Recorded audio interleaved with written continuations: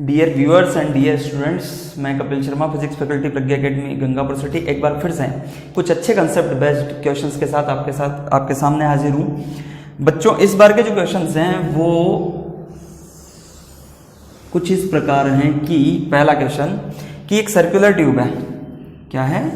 Circular tube ऐसे, और इस सर्कुलर ट्यूब में दो इमिसिबल लिक्विड्स, कौन से लिक्विड? इमिसिबल लिक्विड्स इस तरीके से भरे हुए हैं। ध्यान से सुनना। जैसे मैंने क्या किया, इसको हाफ पार्ट में, जो सवाल दिया हुआ है उसमें हाफ पार्ट ऊपर और हाफ पार्ट नीचे इस ट्यूब का, उस हाफ पार्ट के भी हाफ पार्ट में लिक्विड नंबर 1, हाफ पार्ट के भी हाफ पार्ट में लिक्विड नंबर 1, द्रव नंबर 1, और दूसरे पार्ट में द्रव नंबर 2। ऐसे इसको दूसरे से बना देते हैं, ऐसे लिक्विड नंबर 2। दोनों इमिसिबल लिक्विड है, मतलब दोनों मिश्रित नहीं होंगे। तो इसका है डेंसिटी D1 और इसका है डेंसिटी D2। क्लियर? ट्यूब का जो रेडियस है वो कितना है? R। आपको फाइंड आउट करना है D1/D2 का रेशियो, और डेटा क्या गिवन है कि जो लाइन इन दोनों को बराबर बराबर भागों में बांट रही है वो वर्टिकल से कितना एंगल बना रही है? थीटा। समझे? मतलब ये लाइन इन दोनों को हाफ हाफ में बांट रही है ना भाई, इसका भी हाफ पोर्शन है और हाफ पोर्शन ये भरा हुआ है। ये लाइन इन दोनों को बराबर भागों में हाफ हाफ कर रही है, उस हाफ के भी हाफ में। तो ये लाइन इस वर्टिकल के साथ, ऊर्ध्वाधर के साथ कितना कोण बना रही है? थीटा। और इसका रेडियस कितना दिया हुआ है? R। What need to be calculated? The ratio of D1/D2। इस सवाल को सोल्व करने के लिए सबसे पहले आप ये देखो, आपको एक चीज बिल्कुल कंठस्थ होनी चाहिए, और वो क्या कि सर अगर अपन नीचे आए तो प्रेशर बढ़ेगा और इधर गए तो प्रेशर में कोई चेंज नहीं आएगा। ये फ्लूइड स्टैटिक्स में अपन ने पढ़ा था। क्यों? क्योंकि नीचे G लग रहा है और इधर Ax बराबर कितना है? 0। तो इधर कोई एक्सेलरेशन नहीं है, इसलिए x डायरेक्शन में प्रेशर चेंज नहीं होगा। प्रेशर किधर चेंज होगा? नीचे आने पे या ऊपर जाने पे। नीचे आने पे क्या होगा? प्रेशर बढ़ेगा क्योंकि एक्सेलरेशन के डायरेक्शन में जा रहे हैं, और ऊपर जाओगे तो प्रेशर घटेगा। बस यही करना है इसमें। तो हॉरिजॉन्टल जाने में प्रेशर चेंज नहीं होगा और नीचे या ऊपर जाने पे प्रेशर चेंज होगा। तो एक्सेलरेशन की डायरेक्शन में जाओ या उसके ऑपोजिट जाओ, डायरेक्शन के ऑपोजिट, तो प्रेशर चेंज आएगा। और इस डायरेक्शन में कोई एक्सेलरेशन है ही नहीं, तो प्रेशर चेंज नहीं आएगा। अब इसको सोल्व करने के लिए देखो, कुछ नहीं करना, एक रेफरेंस लाइन खींची। अच्छा, एक और बात ध्यान रखना, इसकी जो विड्थ है वो भी नेग्लिजिबल है। तो या तो इस लाइन को, रेफरेंस लाइन को आप यहाँ खींच लो, इस जगह पे खींच लो, कोई दिक्कत नहीं है। यहाँ पे ऐसे खींच लिया, ओके। अब इस जगह पे मान लो प्रेशर PA है और इस जगह पे प्रेशर कितना है? PB। और अपन हमारी अंडरस्टैंडिंग से बोल सकते हैं, हमारी समझदारी से, कि PA बराबर PB। क्यों सर?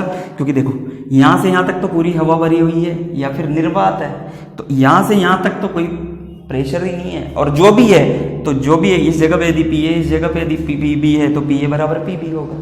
क्लियर ना? ओके। फिर यहां से लाइन खींची और इस नीचे वाले पे लाइन खींची। ध्यान से सुनना बच्चों, ये तो रेडियस के बराबर है R, ये भी रेडियस के बराबर है R, और यहां से यहां तक का ये जो डिस्टेंस है ये भी किसके बराबर है? रेडियस के बराबर। ठीक है ना? थोड़ा सा टेढ़ा मेढ़ा है, आप देख लेना। ये भी किसके बराबर है? रेडियस। ओके। और यहां से यहां तक के डिस्टेंस भी किसके बराबर है? रेडियस। इन दोनों के बीच का एंगल कितना है? थीटा। ये भी लाइन खींच लो। यदि ये थीटा तो ये 90 माइनस थीटा, ये 90 तो ये कितना हो जाएगा? थीटा। अगेन ये 90 माइनस थीटा, और ये भी कितना हो जाएगा? थीटा।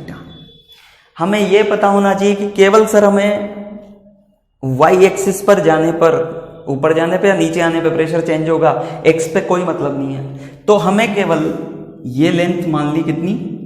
h1। इस लेंथ को कितना मान लिया? h1। इस लेंथ को h2।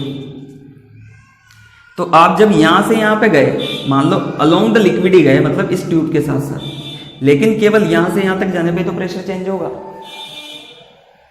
क्यों? क्योंकि वर्टिकल डायरेक्शन में जाने पे प्रेशर चेंज हो रहा है। ओके। फिर ये H1, ये H2, इसे कितना मान लिया? H3, और इससे कितना मान लिया? H4। अब देखो, आप यहां से चले और यहां से मान लो यहां तक आए, आप यहां तक जाओ, इस जगह पे कितना प्रेशर चेंज आएगा। तो बेटा जब आप यहां से यहां तक जाओगे ना इस लिक्विड में होते हुए, कौन से D1 वाले लिक्विड में होते हुए, तो आप इसका मतलब आप ऐसे जा रहे हो, ऐसे जा रहे हो, इसका मतलब आप आगे भी जा रहे हो। जैसे यहां से यहां पे पहुंचे तो आप आगे भी गए और नीचे भी आए। तो लेकिन आप जब आगे जा रहे हो तो आगे जाने पे तो प्रेशर चेंज नहीं हो रहा, नीचे आने पे तो प्रेशर चेंज हो रहा है। तो जब आप यहां से यहां पे गए तो कितना प्रेशर चेंज आया, उसके बारे की मैं बात करूंगा। वो क्या होगी, देखो आप यहां से चले इस जगह से, तो मान लो इस जगह पे प्रेशर कितना है, P है, तो मैंने लिख दिया P है, इस जगह पे P है। वापस यहां से गए गए गए गए यहां तक आए, तो डायरेक्ट इक्वेशन तो कंफ्यूजिंग हो जाएगी। इस इक्वेशन को लिखने के यहाँ पे कितना है, P है, यहां से यहां तक आओ, वर्टिकल में आओ, ठीक है ना। जैसे आप यहां से और यहां तक आए सपोज इस जगह तक, तो ये लेवल और ये लेवल तो सेम ही है ना, तो कितना नीचे आ गए इस जगह से, इतना, और ये लेंथ किसके बराबर है, H4, तो क्या लिखोगे, प्लस नीचे जा रहे हैं तो बढ़ रहा है D2 D1, ये D1 लिक्विड है, D1G H4, फिर वापस यहां पे आ गए, तो इसका मतलब यहां आ गए तो यहां आ गए, क्यों, क्योंकि आप पहले नीचे आ रहे हो, नीचे जा रहे हो, फिर उतना ही ऊपर तो चले गए, तो प्रेशर इस जगह पे तो सेम ही रहेगा। आई बात समझ में, क्लियर, ओके। फिर यहां पे आ गए, अब यहां से इस लिक्विड में होते होते होते यहां पे गए, इसका मतलब आप जब ऐसे टेढ़े जा रहे हो तो आप आगे भी जा रहे हो और ऊपर भी जा रहे हो, लेकिन कितना ऊपर गए, H4, तो हमें तो ऊपर जाने से मतलब है, तो क्या जाएगा, ऊपर जा रहे हैं तो प्रेशर घटेगा या बढ़ेगा, घटेगा, माइनस D2GH2, और यहां पे माइनस D2GH1, और कहां पे पहुंच गए, PB बराबर कितना, PB। ये इक्वेशन लिखना हमने सीखा था। अब यहां पे H4, H2 और H1 इसकी वैल्यू तो निकालनी है, H4, H2 और H1। अगर आप आपके अंडरस्टैंडिंग से देखो तो H4 कितना होगा, तो बेटा ये है आपका H4, तो हमें H4 कितना होगा अभी निकालते हैं अपन। H3 कितना होगा, तो ये ट्राइंगल देखो, ये वाला, इस ट्राइंगल में क्या लिखोगे, देखो if this is theta then sine theta बराबर कितना लिखोगे, दिस अपॉन दिस, तो ये कितना हो जाएगा, R साइन थीटा। भाई साइन थीटा बराबर क्या लिखोगे, H3 बटा R, तो H3 बराबर R साइन थीटा लिख देंगे ना, तो H3 बराबर कितना हो गया, R साइन थीटा, ठीक है। अब अगर आप यहां से यहां तक की डिस्टेंस कितनी है, R, अब इस ट्राइंगल को देखो, इस वाले को, तो ये साइन थीटा बराबर कितना हो जाएगा, साइन थीटा बराबर कितना हो जाएगा बताओ, साइन थीटा बराबर कितना हो जाएगा, साइन थीटा के टर्म्स में तो ये आएगा। तो यहाँ पे अगर मुझे ये लेंथ निकालनी है, ये वाली, तो ये वाली लेंथ निकालनी है, तो क्या हो जाएगी बताओ कितनी, R कोस थीटा, क्योंकि ये R है, तो कोस थीटा बराबर क्या होता है, बेस अपॉन हाइपोटेन्यूज, तो बेस बराबर कितना हो जाएगा, R कोस थीटा, और बेस किसके बराबर है, H3 प्लस H4, तो डायरेक्ट लिख दो H3 प्लस H4, जो किसके बराबर है, H2 के, क्योंकि ये लेंथ और ये लेंथ सेम है, तो H3 प्लस H4 बराबर H2 बराबर कितना हो गया, R कोस थीटा। और यहां से अगर आप देखो तो आपके पास H3 आ चुका, H3 आ चुका, H2 आ चुका, H3 आ चुका और H2 आ चुका, तो यहां से H3 की वैल्यू यदि यहां पे रख दूं तो H4 बराबर कितना आ जाएगा, R cos theta minus R sine theta. आपके पास H4 आ चुका, H3 प्लस H4 आ चुका, H2 आ चुका, H3 आ चुका। अब आपके पास कितना बचा, H1, और H1 बराबर कितना लिख दोगे, R साइन थीटा, इस ट्राइंगल से वैसे ही, तो H1 इक्वल टू कितना आ गया, R sine theta. These all the calculations, और इन वैल्यूज को यहाँ पे रख दो, यहाँ पे रखोगे तो D1GH4 की जगह क्या लिख दोगे, R cos theta minus R sine theta, तो R कॉमन ले लो, क्या आ जाएगा, cos theta minus sine theta, minus D2GH2 की जगह, H2 की जगह आ जाएगा R cos थीटा, तो R cos theta minus D2GH1 की जगह, H1 की जगह आ जाएगा R sine theta, equal to कितना, 0। अब इन दोनों को उधर ले जाओ, और देखो यहाँ पे GR सब में से कॉमन आ रहा है, तो GR कैंसिल हो जाएगा, इधर कितना बचा, D1 cos theta minus D1 sign theta बराबर, ये और ये उधर जाएंगे तो कितना हो जाएगा, बोलो प्लस में हो जाएंगे, तो D2 cos theta plus sine theta, इधर भी D1 कॉमन आ गया, तो D1 कॉमन आ गया, इधर कितना हो गया, इसे मिटा सकता हूं मैं, ये तो वैल्यूज निकाल ली थी ना अपन ने, ओके। इसे मिटाने के बाद हमने यहाँ से D1 कॉमन लिया, D1 कॉमन लेने के बाद क्या आ गया, D1 अंदर क्या बचा, cos theta minus sine theta, बराबर d2 cos theta plus sine theta, cos theta plus sine theta. तो d1 by d2 equal to cos theta plus sine theta upon cos theta minus sine theta. अगर बच्चों आप देखो ऊपर से cos theta common ले लो, तो cos थीटा कॉमन ले लोगे तो क्या आ जाएगा, नीचे से भी cos थीटा कॉमन, ऊपर से भी cos थीटा कॉमन, अंदर क्या बचेगा 1 प्लस टेन थीटा, क्योंकि जिसको कॉमन लेते हैं उससे डिवाइड करते हैं, ये बात पता होगी तुम्हें। 1 माइनस टेन थीटा, cos से cos कट गया तो d1 बाई d2 कितना आया 1 plus tan theta upon 1 minus tan theta. इस क्वेश्चन में है कुछ नहीं, बस ये डरावना सा लगता है। क्यों? क्योंकि बच्चों को ये कंसेप्ट पता नहीं होता कि सर केवल वर्टिकल में जाएंगे तो प्रेशर चेंज होगा, हॉरिजॉन्टल पे जाने पे कोई प्रेशर चेंज नहीं होगा, एक्सेलरेशन कितना है 0। तो ये सवाल है, इसमें केवल इतनी सी बात है कि जब आप यहाँ से यहाँ तक जाओ, ठीक है ना, तो केवल आप ये देखो कि हम वर्टिकल डायरेक्शन में कितना गए, क्योंकि वर्टिकल डायरेक्शन में ऊर्ध्वाधर दिशा में जाने पे ही दाब में परिवर्तन होगा। क्यों? क्योंकि हॉरिजॉन्टल दिशा में या क्षैतिज दिशा में आपका त्वरण कितना है 0। जैसे आप यहां से यहां पे गए, तो यहां से यहां पे गए तो केवल कितना ऊपर गए हम, केवल H2 प्लस H1 गए, किस लिक्विड में होते हुए, D2 में होते हुए। तो केवल कितना प्रेशर चेंज आया, देखो अपन ने क्या लिखा था, D2G H2 और D2G H1। क्यों माइनस क्यों आया? क्योंकि ऊपर जा रहे हैं तो प्रेशर घट रहा है, इसलिए नीचे आने पे प्रेशर बढ़ेगा, ऊपर जाने पे प्रेशर घटेगा, यहाँ पे माइनस। और जब आप यहाँ से यहाँ तक आए थे तो प्रेशर बढ़ा था, इसलिए इस जगह का प्रेशर P1 और कितना नीचे आए, जैसे यहाँ तक आए तो कितना नीचे आए H4, तो D1G H4, ठीक है ना। फिर जैसे मान लो कि यहाँ से यहाँ तक यहाँ गए तो वापस यहीं पे आ गए ना, तो मान लो कि आप जैसे यहाँ से यहाँ पे गए तो फिर प्रेशर बढ़ा होगा, लेकिन वापस यहाँ से यहाँ पे गए तो उतना ही प्रेशर घट भी तो गया, तो इसलिए वापस वहीं पे आ गए।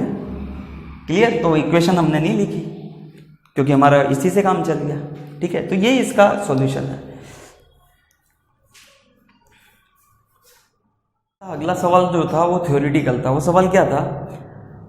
सवाल ये था कि क्या विद्युत क्षेत्र एवं चुंबकीय क्षेत्र विद्युत चुंबकीय तरंगों को मोड़ सकते हैं।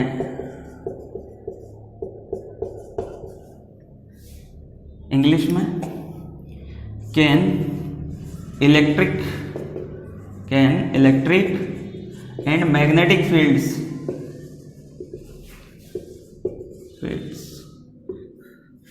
डेविएट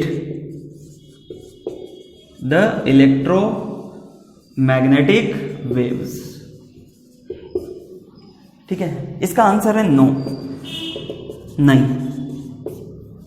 आंसर क्यों नहीं है, मतलब नहीं आंसर क्यों है, इसका रीजन है बेटा, आपको पता होगा कि जो फोर्स ऑफ इलेक्ट्रोस्टैटिक होता है, इलेक्ट्रिक फील्ड की वजह से जो फोर्स होता है वो होता है Fe equal to Q into E। तो इसका मतलब ये फोर्स कब होगा, जब चार्ज होगा। लेकिन इलेक्ट्रोमैग्नेटिक वेव्स इसमें कोई चार्ज नहीं होता, इलेक्ट्रोमैग्नेटिक वेव्स में कोई चार्ज नहीं होता। अच्छा, मैग्नेटिक फील्ड की वजह से फोर्स की बात करें तो force due to magnetic field वो भी क्या होता है, Q V क्रॉस B। ठीक है, तो इस Q चार्ज पर इस इलेक्ट्रिक फील्ड, एक बात ध्यान रखना, इस चार्ज पर इस इलेक्ट्रिक फील्ड की वजह से फोर्स है और इस चार्ज पर इस वाले मैग्नेटिक फील्ड की वजह से फोर्स है। और वो फोर्स कितना है, Fb बराबर Q V क्रॉस B और ये Fe बराबर Q E। अब electromagnetic waves do not contain any charge, electromagnetic waves में कोई चार्ज नहीं होता और इलेक्ट्रोमैग्नेटिक वेव्स में कोई चार्ज नहीं होता। इसका मतलब जो इलेक्ट्रिक फील्ड है और मैग्नेटिक फील्ड है उस पर कोई फोर्स एक्सर्ट नहीं करेंगे। बेटा, इलेक्ट्रोमैग्नेटिक वेव्स एक प्रॉपर कॉम्बिनेशन में इलेक्ट्रिक फील्ड और मैग्नेटिक फील्ड रखती हैं। इसका मतलब इलेक्ट्रोमैग्नेटिक वेव्स विद्युत चुंबकीय तरंगों में खुद में इलेक्ट्रिक फील्ड और मैग्नेटिक फील्ड होता है लेकिन चार्ज नहीं होता है। वो इलेक्ट्रिक फील्ड और मैग्नेटिक फील्ड एक प्रॉपर कॉम्बिनेशन में होता है। ठीक है ना, ये एक गहनता की बात है, वो एक प्रॉपर कॉम्बिनेशन में होता है। और वो प्रॉपर कॉम्बिनेशन इस प्रकार का होता है कि the variation of electric field can produce the magnetic field and the variation of magnetic field can produce the electric field. ठीक है ना, कि इलेक्ट्रिक फील्ड का वेरिएशन परिवर्तन मैग्नेटिक फील्ड प्रोड्यूस कर सकता है और मैग्नेटिक फील्ड का परिवर्तन इलेक्ट्रिक फील्ड प्रोड्यूस कर सकता है। इस आधार पर वो विद्युत चुंबकीय तरंगें होती है। क्लियर। लेकिन आप जब यहां पे बात करो कि क्या उन पर किसी इलेक्ट्रिक फील्ड और मैग्नेटिक फील्ड का प्रभाव हो सकता है, तो उसका आंसर कितना आएगा? नहीं, क्योंकि उनमें कोई चार्ज नहीं होता। और वैसे भी आपको पता है कि इलेक्ट्रोमैग्नेटिक वेव्स मतलब लाइट, और लाइट में क्या होता है? फोटॉन्स। तो फोटॉन्स होंगे तो क्या फोटोन पे कोई चार्ज होता है क्या? नहीं, ऑफ कोर्स नहीं। ठीक है ना, मैंने एक एग्जांपल दिया है, light is also the part of electromagnetic spectrum. ठीक है ना, तो वो अपन उसमें जब फोटॉन्स की बात करते हैं तो photons do not contain any charge, मतलब फोटोन में कोई चार्ज नहीं होता, और जब तक चार्ज नहीं होगा तब तक कोई मैग्नेटिक फील्ड और इलेक्ट्रिक फील्ड उन पर कोई फोर्स नहीं लगाएगा। ये सेकंड सवाल का आंसर। ठीक।